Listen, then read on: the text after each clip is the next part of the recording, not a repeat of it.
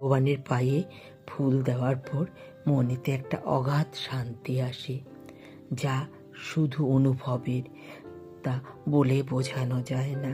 আর ওইটুকু সময় আমি সংসার থেকে নিয়ে নিই। ঠাকুরকে স্নান এবং ফুল দেওয়া হয়ে গেছে, এখন ভোগ আরতির পালা।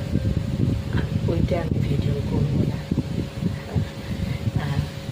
ভোগ দেওয়ার পর ব্লগ এন্ডিংয়ে আপনাদের সাথে আমার কথা বলবো, ঠিক আছে?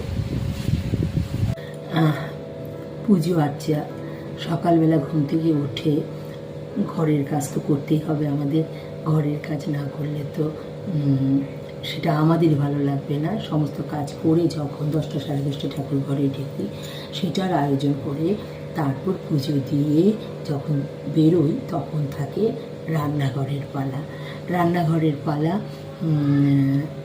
সেটা শেষ করতে হয়, তাই এখন আমি যাব রান্নাঘরে কাজ করতে। তবে একটা কথা জানবেন, ভগবান, আমরা যারা সংসারী, ওদেরকে না সংসারে কর্তব্যের বাইরে গিয়ে সব ফেলে দিয়ে বলেনি যে তোমরা এবার আমাকেই পুজো করো।